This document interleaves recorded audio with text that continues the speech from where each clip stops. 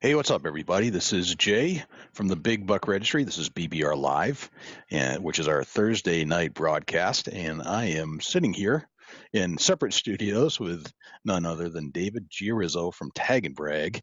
What's up, David? Going on? How you doing? Hey, man, we're just going to have a party here on Facebook. I like that. I like that laid back atmosphere, just campfire stories. Yeah, exactly. Uh, yeah, you said Dean should be here pretty soon, so he's going to join us as well. Yeah, Dino is finishing up a basketball game. I think the Cavaliers called him or something, so he had to get back on the court, make sure he was fresh for tomorrow night. Oh, you got drafted? Yeah, Oh, that's we need good. somebody to step up other than LeBron and Kyrie. It was a They got their sad night in Cleveland last night, Jay.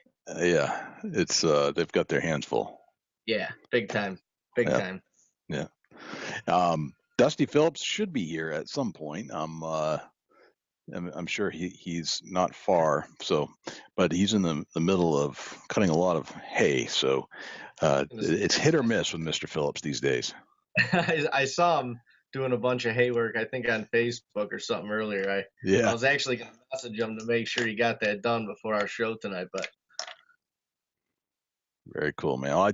I just want to take a quick break just to tell everybody who we're sponsored by tonight. If that's all right, David. All right. So tonight, absolutely.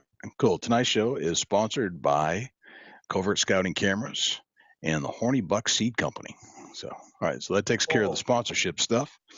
And I'm going to just field some questions here as we go, Dave, if you don't mind. People may have some questions for you. Sometimes we get questions, sometimes we don't. But if we don't, then I've got lots of questions of my own. I like it. All right, were you able to find the link? It just I went did. I'm just just went sharing live. it on the Tag and Break page as well. So, Very cool, man. Excellent. Well, good. Well, I'll read you the questions as they come in, or if you see them and you want to try to grab them. I know sometimes it's a little hard to coordinate both, but we'll do our yeah, best. it kind of is. So, David, you guys have been a guest on the podcast twice now, and Yeah. it's not very often we have repeat guests. So, Really? yes, Wow. we usually a one and done. So, you guys made the cut. Well honored. So tell us about what you have going on right now. Last time we spoke with you, I have to look at the dates, but you guys were getting the film stuff off the ground. You were still, and when we first spoke, you were just kind of getting into it, and you were. Yeah. I was actually on a ride to Vermont, I think, the first time we talked, and you had shared with me that you were doing some hunting in New York and in Ohio, and I think you were kind of just in the very beginning of Tag and Brag. Yeah, it was. It was the real beginning stages, if I Right. remember right. Um, Honestly, Tag and Brag started as an idea to build like a social media website similar to Facebook for Mm-hmm. hunters and fishermen. And in the midst of it, Dean and I filming ourselves and really just getting obsessed with that. We created a YouTube channel and started to kind of put ourselves out there online and stuff, and it kind of took. Mm-hmm. And I don't know, when we first started it, we had a completely different vision for how it was going to go. Like it was like, oh yeah, we're going to create this social media site for hunting and fishing, and that's going to help us blow up as like personally as hunters and stuff like that too. And really, it's kind of been the opposite, where like our videos and our weekly episodes and stuff have really taken off and kind of built like the framework for the Tag and Brag brand essentially. Gotcha. So, what are you guys doing like right now to get ready for the fall? It's middle of June, and Yeah. as we all know, and as we've learned many a time on the podcast, that deer season doesn't really end. It's kind of all year Never. round, right? Absolutely. So, This is what are you doing right now to prepare? Well, we got our main like honey hole, I guess, is up in New York, and that's where we grew Yeah. up hunting. That's where my family's been hunting for 40 years. So Dean and I, mostly Dean, has kind of like architected this place now into like a little gold mine in the middle of Western New York. And so we're really right now we're prepping all of our food plots. we were just up there a couple days ago, mowing some clover fields, and we're just starting to kind of break ground, start um, to till some ground to plant plot screen, and also we're gonna try and do a couple bean plots this year, which we haven't done before.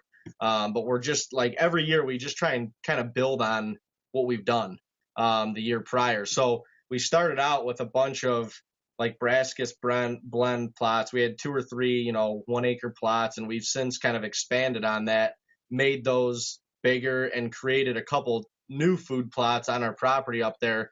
So it's kind of cool to see like where it's come over the years, especially when we first started hunting.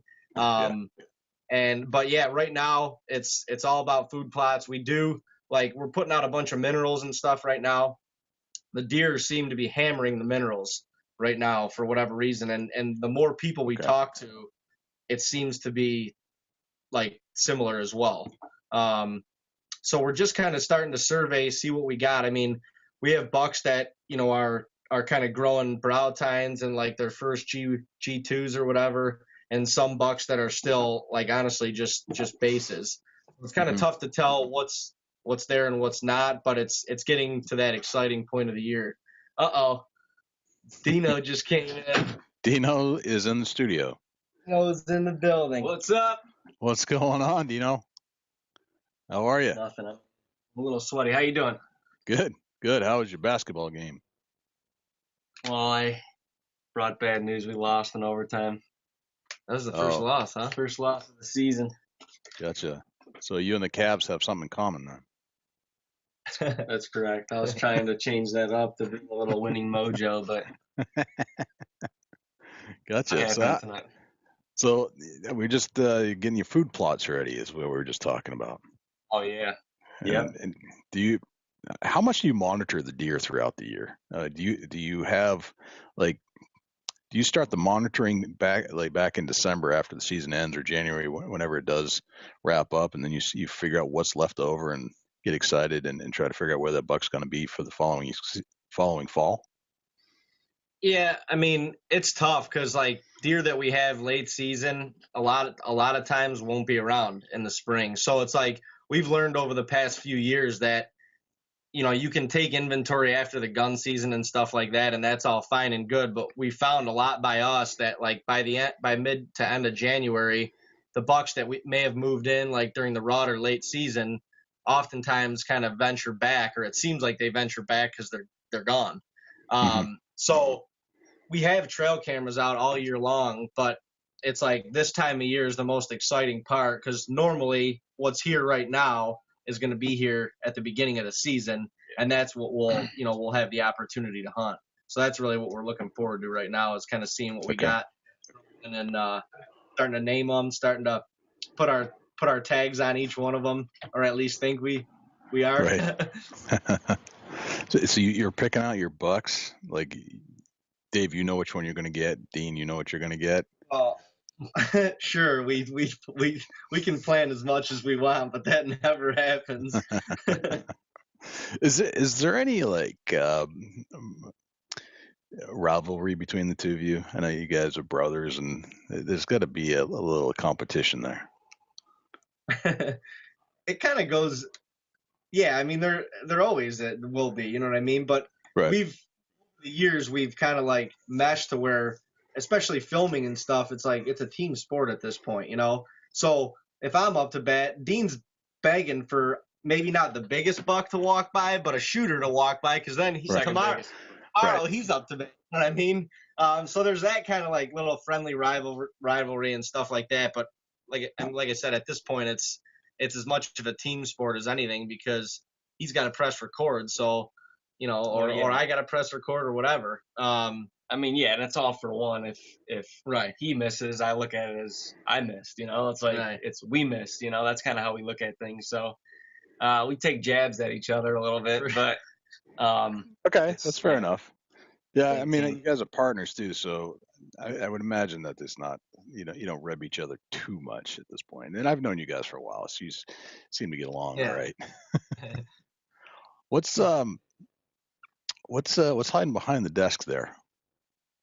Down on the floor between your chairs. Oh, Well, And I'm getting posted. I shouldn't be holding this. Actually, you should be There holding you this. go. That's what I want to talk about right there. Sit down and All right. see this.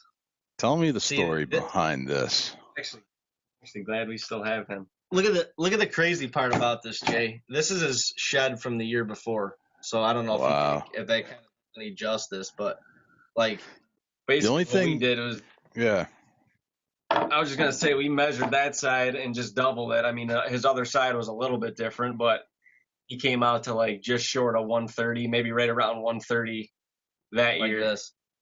So he put on about 40 inches in one year, which in Western New York is pretty rare. Anywhere is rare, but yeah, put them especially in the middle so they can see him. Look at that thing. That's crazy, Imagine man. that.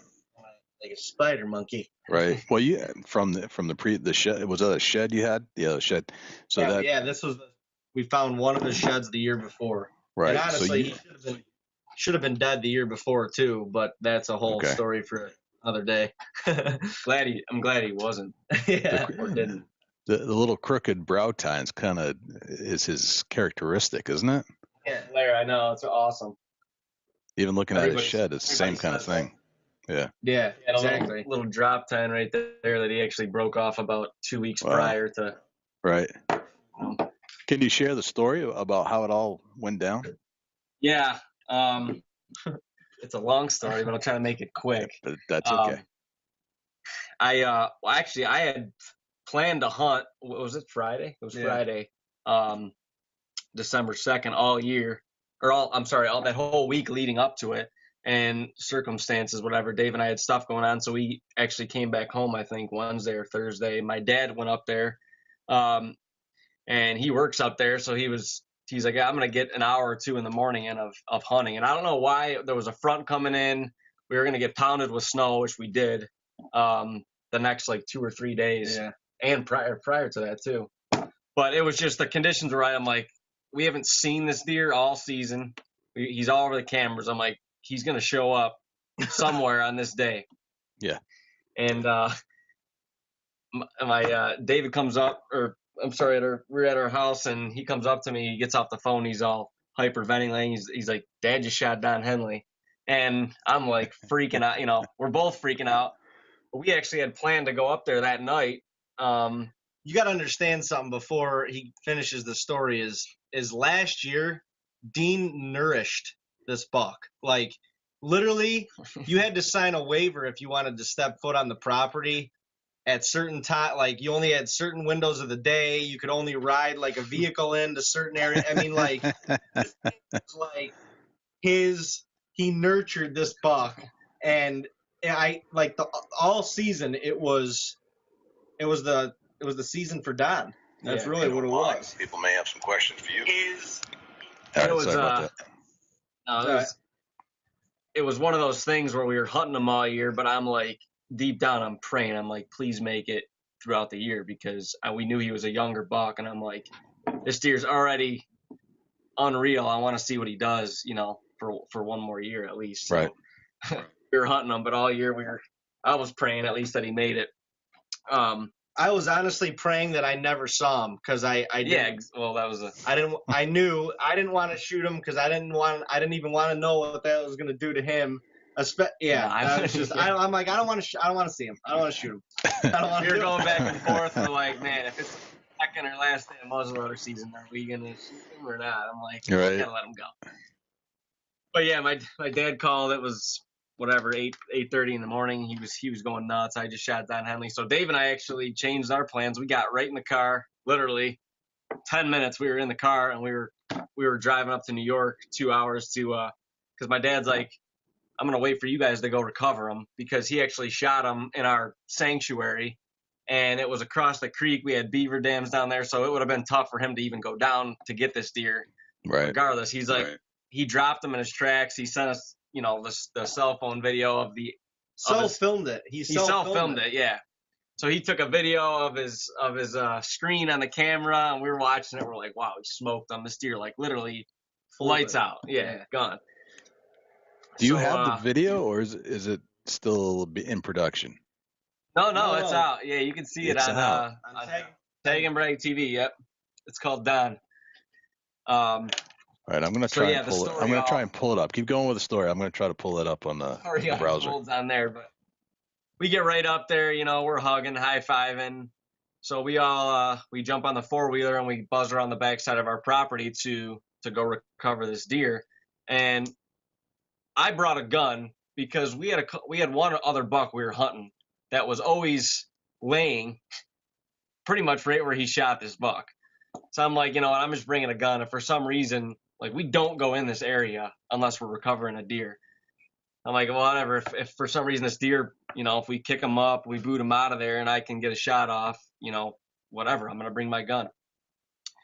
So we take the 4-wheeler down there. We start walking down there. It's nasty weather. It's like sleet, snowing. Yeah, it's just nasty. Well, there was a yellow public fishing sign right by the creek stream that the buck fell. He literally fell right in front of the sign. Yeah, it was like 5 yards to the left. You could see it in the video. And the state actually stocks our whole creek, so you can publicly fish it if you want to in the springtime. Okay. So we're like, we're going right to that sign. It's pretty easy because it was thick in there, so it wasn't like you were going to see the deer laying from 100 yards away. So we get right up to the sign pretty much, and my dad's walking in front. I'm like, you know, Dad, 10, 15 yards farther, he'll be laying right there. Well, we get up to the spot, and the deer's not there. And it's, like I said, it's thick. So we're like looking around. Dave's walks one way. My dad walks up the left side of the creek. And we're like, it's snowing a little bit. So we're like, oh, maybe he got buried a little bit. I don't know. Walking around, it was probably a minute and a half. Not even 45 seconds. And I just kind of stood there for a second to like grasp. I'm like, are we nuts? Or is this deer really gone? Because he dropped in the video. Yeah, literally. I turn around. I take one step into like a blown down tree, just a thick, I couldn't see 5 feet into it. And I like broke a stick, and all of a sudden this deer shoots out the backside of it. I could just hear him running, but I knew, my heart sank. I'm like, that's the deer. And as soon as I said that, Dave is probably 15 yards to my left, and he's like, that's him, you know? And the deer just started booking. I couldn't really even see him running at that time. But like I said, I'm the only one with a gun. So, like, natural instinct went in, and I just started running to the first open spot where I could see him. Yeah. And it was... Meanwhile, I'm kind of sitting back, and I could see the whole thing. I could see Dean and the deer, and I could kind of see he was going up, but he wanted to break to the left. So I'm yelling at Dean, like, he's going left, he's going left, he's going left, like trying to direct traffic a little bit, because I knew, like, as soon as he broke left, he had, like, literally probably a split second of an opening, and then the deer was going to get up and under the pines, and he was going to be gone. Yeah, he was gone. So I got literally, he's paralleling us at like 75 yards. I literally had one opening, and I squeezed, and I had no idea what happened because the deer just disappeared. Like I said, it was thick, and I thought he kept going. Literally didn't know what happened. None of us. Well, like I was watching the whole thing. I didn't know what happened. Because, yeah, there was, like, bushes in the way, so as soon as he shot, he just went behind the bushes. Yeah, naturally, my gun's following, you know, so I kind of, like, followed through with the shot, and I was just, like... He was gone. It was blackout, pretty much. But, yeah, we like, kind of regrouped for a second. I'm like, this deer couldn't have kept running because I feel like we weren't hurt him. We were going back and forth, but David ended up going around this little thicket. We started walking up, approaching where we last saw the deer in case he jumped up again. And he was laying right there. I ended up smoking him, and he was down. He was down, but it was like it was insane. We were like, what just happened? We were dumbfounded. The reincarnation of Don. Wow. That's awesome, guys. We fought a team here, my dad and me both. But I mean, the crazy part is, if Dean wouldn't have shot him, that like if we didn't have a gun or he wouldn't have shot him, the deer would have been gone. Right. You know, I mean, he wasn't vitally hit, but when we skinned him out, my dad actually took out like the top of one of his vertebrae, and it must have like shocked enough where it put him down. But there was no, he wasn't vitally hit. So he was shooting a 243 too, so it was a little bit of a smaller bullet, and I think that it just didn't pack enough punch to where he hit him to shake his nerve bunch. Yeah, to really kill him, but he took it. It was crazy. Yeah. Let's go through some of the people that are joining us here. I just wanted to tune into the feed and see who we've got playing with us tonight. Can we see? Yeah, you should be able to see the comments on your computer under the. Yeah, check your phone. Jordan Suzwitz, Tag and Brag Nation. Yeah. Down Friends at the, of yours? Yeah. He's down at the Cool. Life Videos production school right now. Oh, very nice. We have Ronnie Dugas. Yeah, he wants to know, do y'all feel that filming has affected the success of y'all's hunts? Oh, absolutely. Well, I mean, if you're considering success, bringing home the animal, absolutely.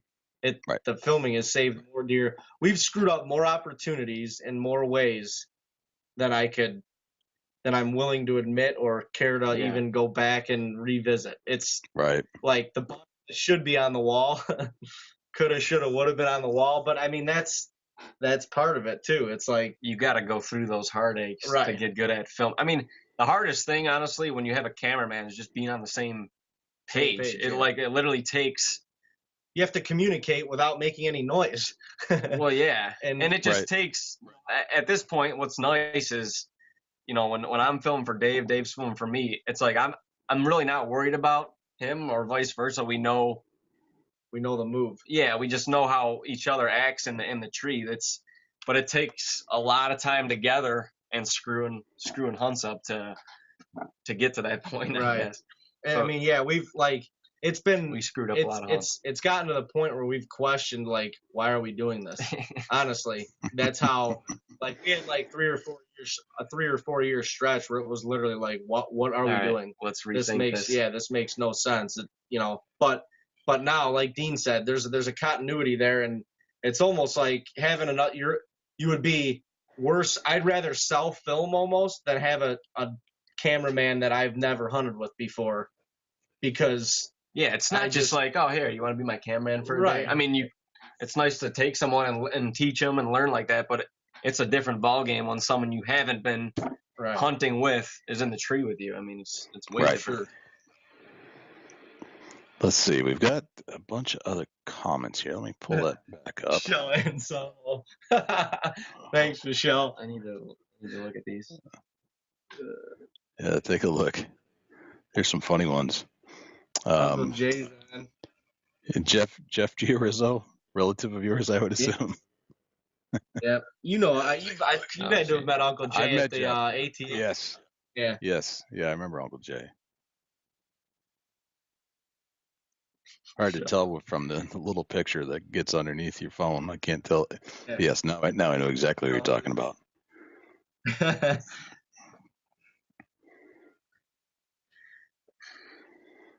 What cam would you recommend for filming by yourself? What's that camera that Uncle Jeffrey just got?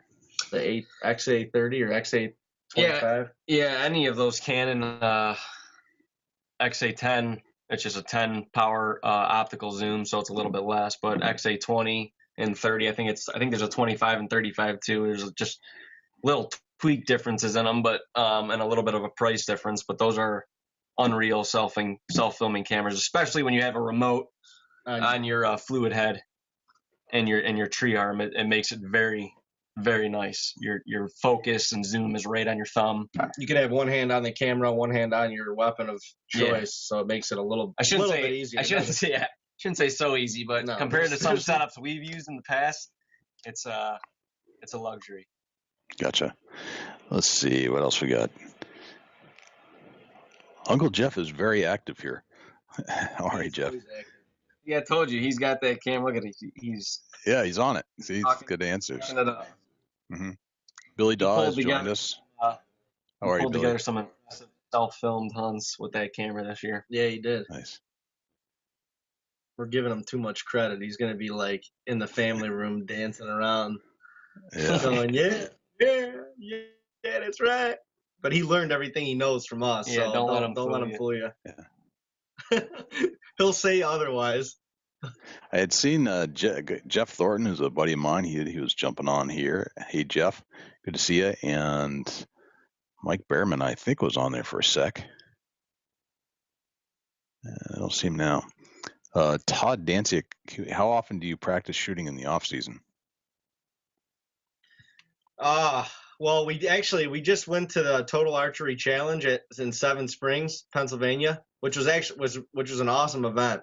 I'm gonna be completely honest. I haven't shot since then, or before then. I haven't shot my bow in probably a month and a half or 2 months, which is unlike me. I usually try and shoot at least once a week, a couple times a week.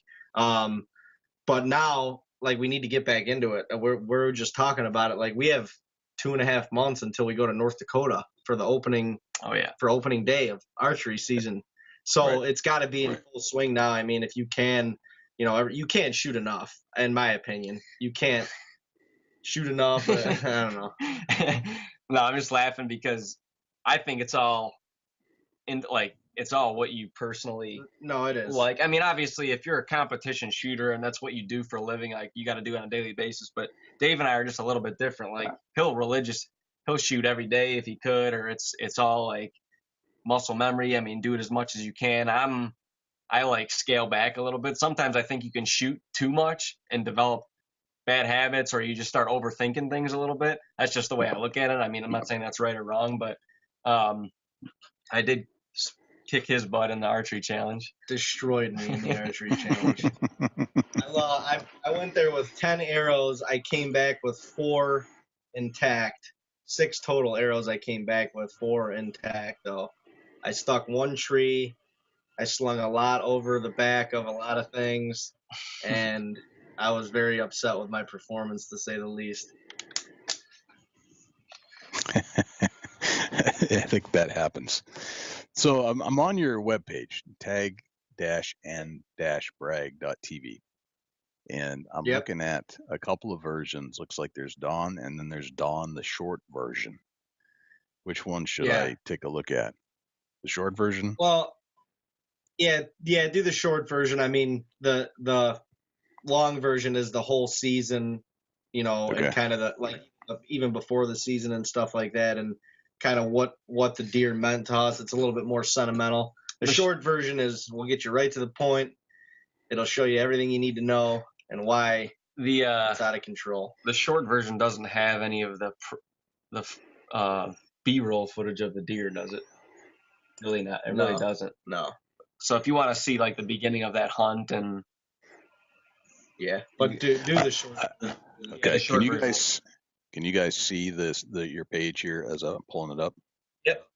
Okay. Yeah. All right. I'm going to hit the Dawn, the short version here.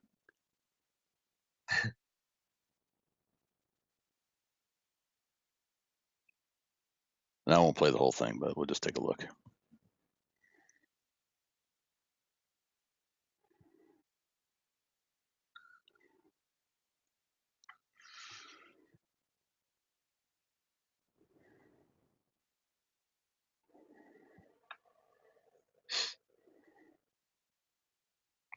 Is it playing all right for you? Yes. Okay. Can you guys see it? For whatever reason, it's frozen on my screen right now. Okay.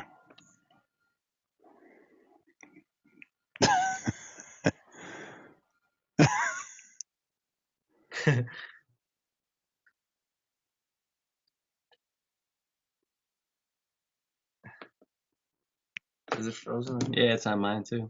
Is it frozen? Yeah. Right now it is. Let me see if I can. We don't want to keep doing that if that's the case.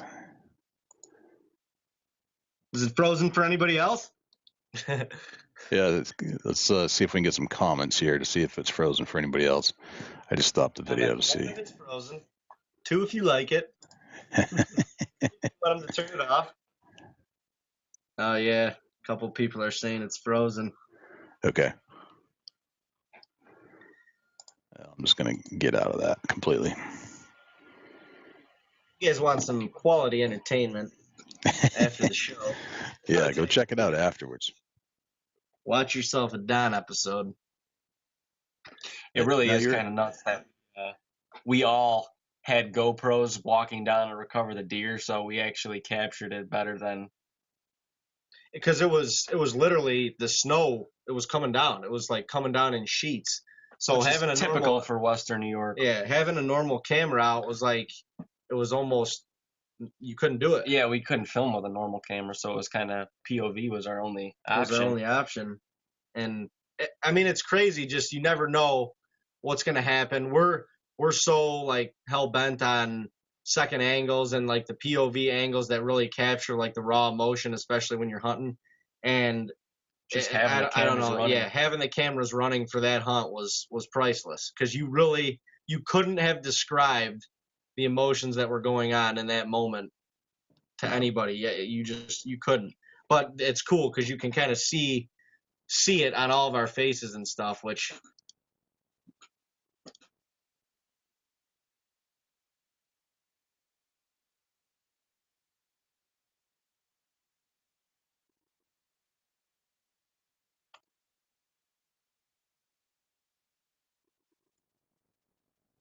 record.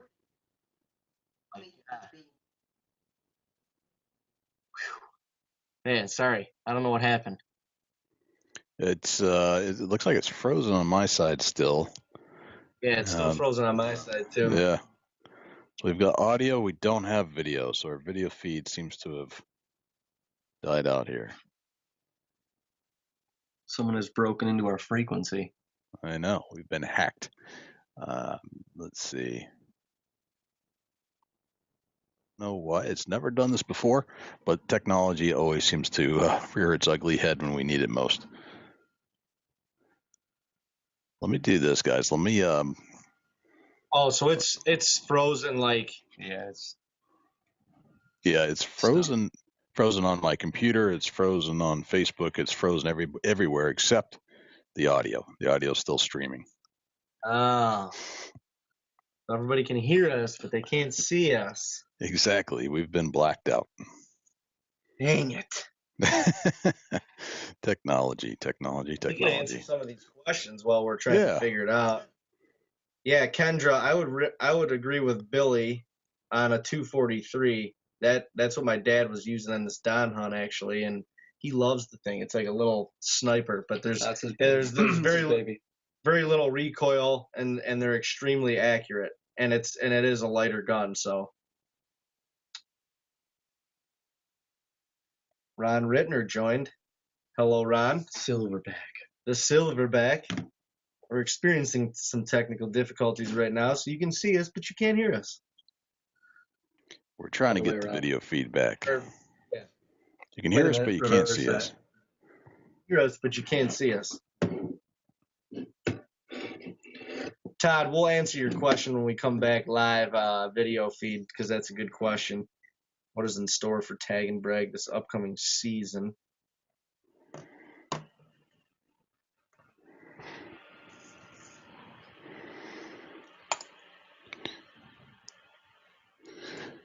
Guys, let's do this. Let's kill this recording, and we'll come back in 2 seconds. I'm going to just reset the app, and then we'll tap back in for another 10 minutes or so. All right.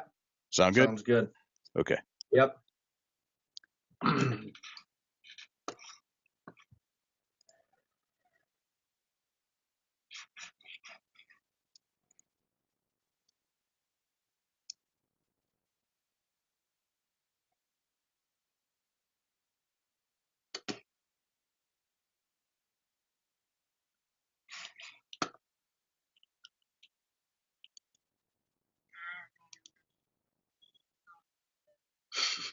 Who the fuck is there? Brendan.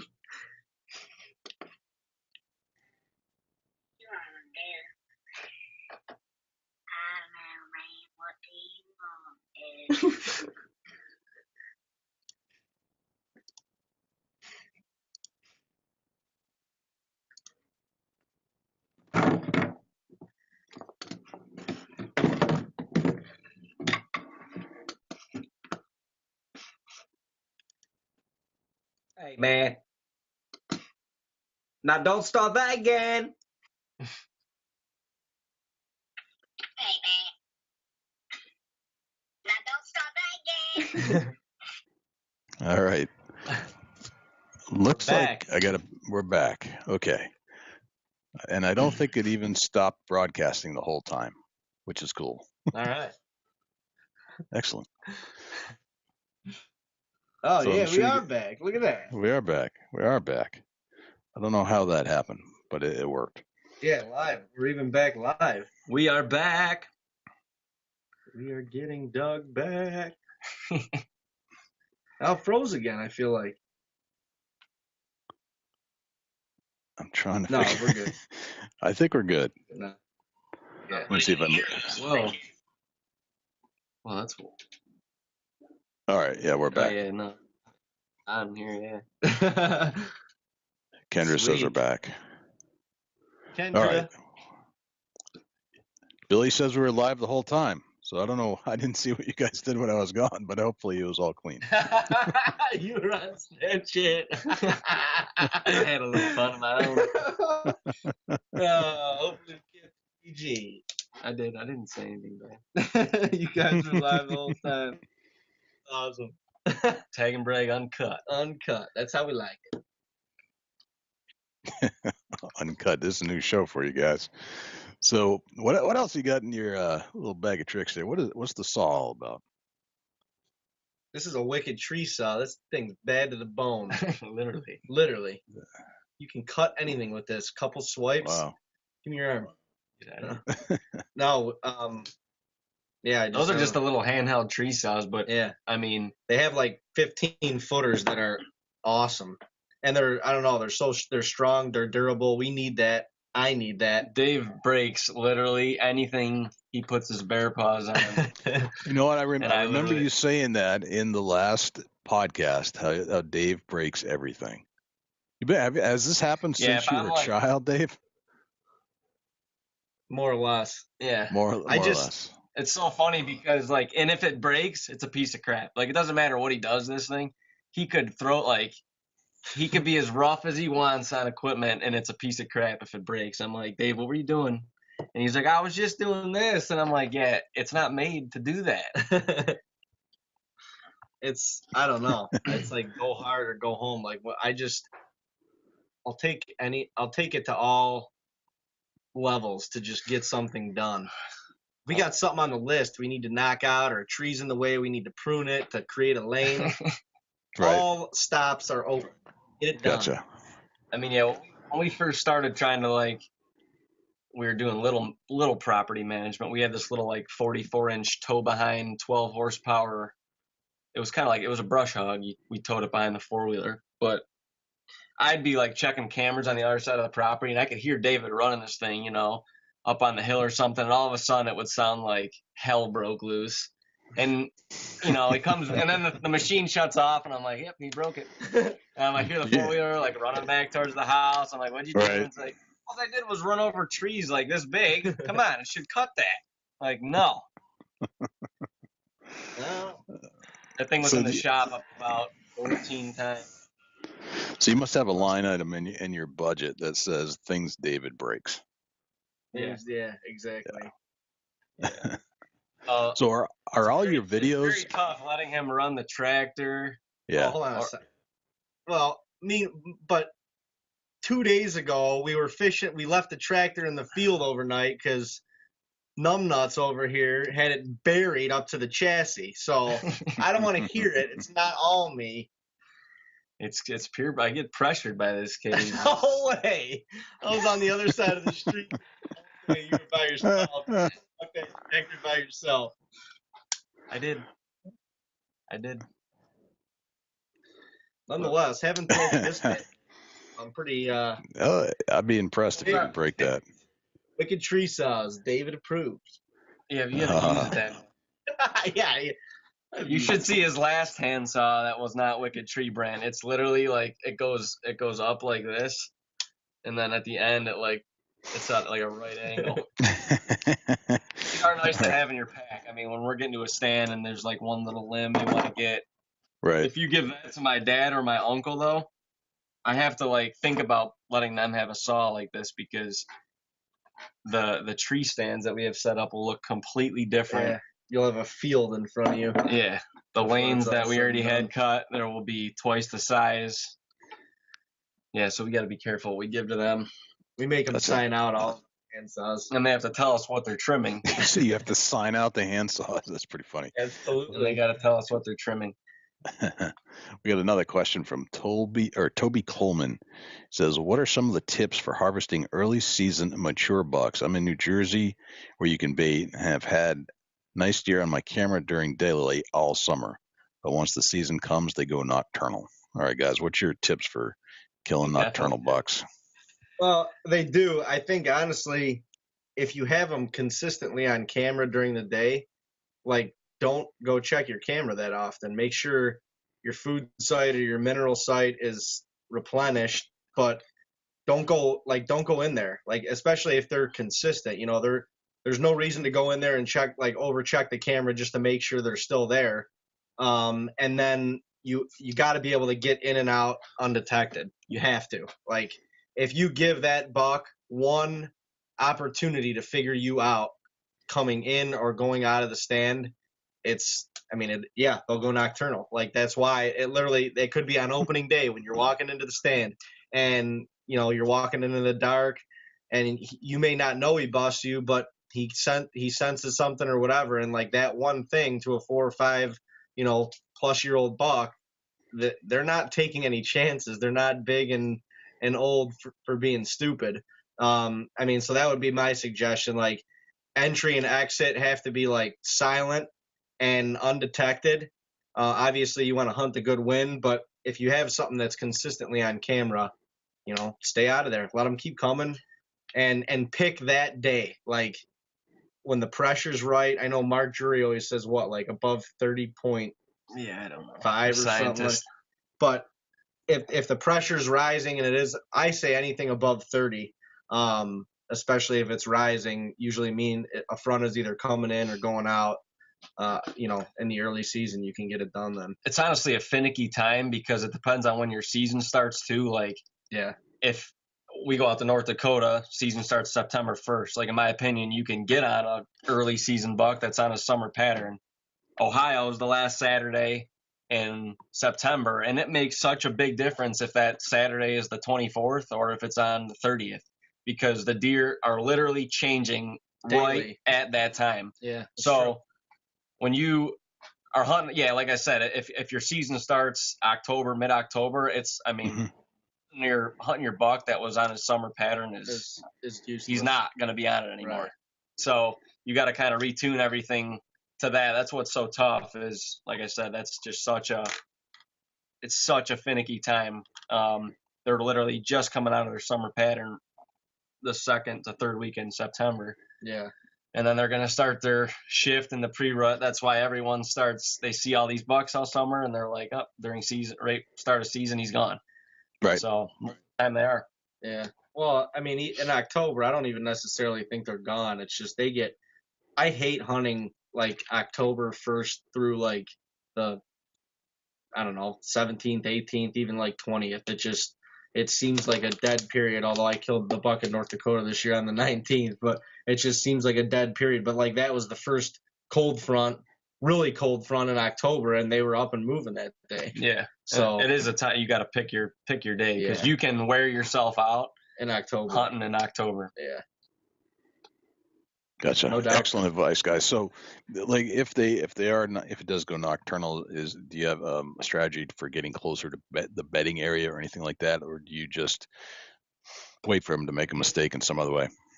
If he goes if they go nocturnal, it's tough to keep pressuring them outside of like a firearm season, quite honestly, because he's gonna if his core bedding area is on your property, you want to keep that there, because that's ultimately where he's going to come back to, even during the rut.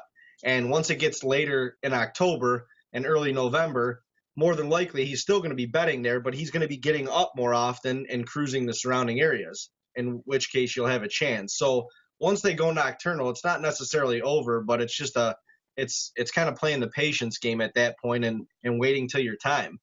He's going to come out in daylight again mid to end October when they start making scrapes and checking scrapes readily, looking for does and stuff. So, don't lose hope, obviously, but it's like then you have to be patient, because the more you pressure him, especially that first initial time where he's kind of gone nocturnal, I feel like the less and less chance you're going to have. And you may move him completely off of your property at that point because he just doesn't feel safe anymore. Gotcha. All right. Very, very good advice. I'm just going to check the feed to see if there are any last questions, guys, and I think we can wrap this up. What can we expect from Tag and Brag this fall? No misses. No misses. Yeah, no right. misses. I'm like myself. Yeah, jinx myself. Are you going to hunt outside of Ohio and New York? Yeah, we're gonna do our annual trip to. This will be our 5th year up in North Dakota, early season, starting September 1st. Right, season starts September 1st this year. Yeah, September 1st, and Dave and I will probably try to get 2 tag, like each get a tag this year instead of one of us just getting a tag. So we should have. We'll do that. Yeah, we'll do that. We're gonna try and self-film a little bit more up there, just because it's early season. You can kind of predict where they're coming from, so it's a little bit easier to self-film, I guess. So we may try and split up just to double our odds there. We're also going to try and get down with Uncle Jay and hunt in Tennessee. We really want to get on some public land down in Tennessee also. Just we haven't done that yet. We haven't kind of explored like the public land scene yet. So we want to try and possibly do that. But the cool part about this fall, and even what we're doing right now, is we're bringing to our audience like semi-live videos, essentially. Like basically the stuff that we did today, you're going to see either tonight or tomorrow. And we didn't do anything hunting related today, so don't expect the video to come out. Right. But like that's why you're on live with us tonight. Exactly. But this hunting season, we're literally going to take you day by day through our season on Tag and Brag TV and on our Facebook page. So, we're going to be hunting by day, editing by night, and we never sleep. By the end of it, we're like mad, angry people and worn down, and we've lost like 20 pounds that we can't even afford to lose. But that's just how, I don't know. We had such a great turnout last year, the few times that we did that. So we want to get back into that this year and really even dive even deeper into, what we're doing on specific times of the year to prepare to our tactics and stuff like that, and bring that to the viewer and as close to live as possible, because we realize, number one, with an online show, we can, it's just about the will to do that. And like, stuff that we're doing right now obviously pertains to other people hunting right now, so hopefully we can help some people out along the way too. Yeah, it's cool because every year is so different. Every deer we're hunting is different, and the weather, everything's different. So we're using different tactics. I mean, we try stuff on certain deer that we would have never done, on a year prior to that, different deer. So that's what's cool about watching semi-live, is you can see us doing those different things. And if there's a deer we're hunting or whatever that we're frustrated with and we think he's nocturnal, you might see him get aggressive. He'll go in somewhere that I don't want him to. Yeah. But sometimes we need to do that kind of stuff. So watching semi-live is fun because you get to see. Well, semi-live, boy, you guys are taking on a tall task there to hunt all day and then come back and edit something that's watchable and then post it online that night. That's crazy. It is kind of crazy, but once you edit it, like once you edit a couple times, or once you kind of get into the swing of things, like exactly how the cameras need to be set up, what you need as far as like an entry interview, an exit interview, and kind of like a little bit of an entertainment factor along the way throughout the hunt and stuff like that, and kind of the shots that you need as for filler stuff. So it's all just, it's all experience, I guess. It seems like a tall task now. It's kind of second nature to us. Like, I don't know. We work so hard on filming this stuff and going out there and bringing the cameras out during literally everything that we do. It's hard not to put some of that out there, or put all of it out there and show everybody what we're doing. You know what I mean? Like, I have a hard time, even if the footage isn't like picture perfect or anything, like not showing people what happened or what we did that day, just because I know, myself or Dean, like, we worked hard enough to go film it. Why not show people? Right. And I don't like it. It doesn't sound good, but like, so many people are watching on their phone now. And so like the perfect crisp quality, like, doesn't essentially need to be there. Not that we half do things, but like it doesn't have to be perfect for people to watch it. That's right. kind of what we doesn't have what to I be mean? theater quality to Right, to make the exactly. cut anymore. Right. That's exactly right. And I mean, we work hard enough, like I said, to go out and capture all that stuff. And we learn something every time we're out there, whether it's a different camera setup or, you know, a different reaction to a deer we had coming in or whatever the case is. So it's like relay that message, help somebody else Yeah, out. we only get better at filming by watching what we film, like watching Exactly. our film. I mean, Right. you don't press record and have anything to take home when you're filming. You know, you got nothing to learn off of. So we try to film as much as we can, keep that camera running. All right, guys. I've got one last comment here. It's not a question. It's from Elena Bucci. Says make them do the buck dance. What is that? I don't know. Elena, what are you doing? There's no specific buck dance. It's just a dance, just the happy dance. Just whatever you're feeling when the buck goes down. Usually it comes out in a authentic, exciting way. That's right. I'm not sure. It's not one of those things I think you can replicate in the studio. You can't. No. You can't. It's funny because, like, I was talking about Jordan earlier, who was on here, who's down at the Life Production School, and last year I was down there helping out Nick and Tom a little bit, and it's an awesome event. But they showed our one hunt from a couple years ago in North Dakota, and I was on like a 3-year dry spell. I hadn't shot a buck in 3 years, and I killed this 10-point on the first night of our hunt when we were there, and we shouldn't even. It's a whole nother long story for another day, but we shouldn't even have been there yet. And we were, and I shot this deer, and I literally came unglued. And the whole time we're down at the production school, all the other students are trying to mimic and, like, do my 14-year-old girl high-pitched yell and, like, you just killed the best buck of your life. And I'm like, you guys. Voice like, is cracking. Stop. That's awesome. Yeah, again, more people want to see a dance from you. I don't know what this is all about. Hey, Aaron, Marie, they all want to see the dance. I'll leave that up to you guys. What do you want me to? I don't want to do. Normally, I'm good on the spot. The flow only comes when I have something to like some music. Some groove. Yeah, some groove. Sure. Right. Damn it. I don't know what to do. I feel bad not giving the people what they want, but I just want to see oh my God. It's all good. Do it. Aaron said me too. They're calling Dave. Of course. They all know. They're calling you out. I don't know. It's not coming out. Don't act like you boys are shy. Not feeling it tonight. I don't know. Yeah, I was too in the zone talking about hunting, like a serious topic, and I don't know. Right. Well, I'm sure you can post one tomorrow when you're. Yeah, watch our Snapchat story. Follow us on Snapchat or Instagram. That's where the dancing goes in. Okay, all right.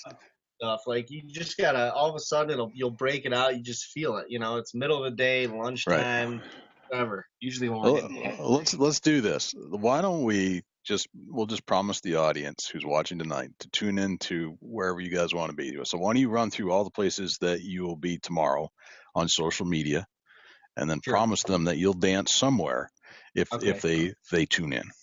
Okay. So we got our Facebook page. It's just facebook.com/bragnow. We'll be on tagandbrag.tv, but the main spot we interact with most of the people is on Instagram and our Instagram stories, and that's actually been going really well. So on our Instagram story tomorrow, Dean and I will dance, break it down at some point multiple times. Because of the demand that you got here on BBR Live. Because of the demand that we've had on BBR Live, we will dance. It's tomorrow on Instagram. On Instagram, on our Instagram story. Our Instagram is Team Tag and Brag too. Yeah. Did you say that? not two, just Team Tag and Brag. Well, yeah, Also, Team Tag and Brag also. Team Tag and Brag. No, Not actually- just Tag and Brag. It's Team Tag and Brag. well, actually, we're going to be up in New York tomorrow doing some work on the property and on the tractor. So maybe we'll incorporate the old Mahindra into the dance. See how many things Dave There can you go. brave. All right. So you guys heard it here first. Tomorrow on Tag and Brag on Instagram, these two will dance with the what? Is it the tractor or something? Mahindra, yeah. The Hindi. The Hindi. He's going to dance with the Hindi on Instagram. So if you want to see this epic event, tune into these guys tomorrow on Instagram. Oh yeah. So, We usually don't disappoint with that stuff. No. right. Well, guys, this has been fantastic. Thanks for joining us on BBR Live. So if you have any parting thoughts or comments you'd like to make, now's the time to make them. Well, thank you, Jay, for having us on. He told me earlier that we're like one of the only repeat people on Repeat guests. We've only very rarely do we have a repeat guest on our show. You guys. Wow. This is our third appearance. Third Appearance. Yeah. Yes, that's right. And there will be a fourth. There will be a fourth. And we will dance okay. on that one. All right. Maybe Very we'll have good. something choreographed and prepared for Yeah, the there you fourth go. one. There you Oh go. my goodness. This is crazy. I don't know. We'll have to discuss the choreographed part of this. Well, excellent, guys. Jay, Yeah, we need Dusty. Too. Right, I'm with you. We need Dusty All right, for this particular aspect of the show. All right, guys, I'm gonna sign off the broadcast here. Hang on, we'll talk a little bit after. But everybody, thank you for joining us on BBR Live, and we'll see you next week. Thanks, everybody. Thank you.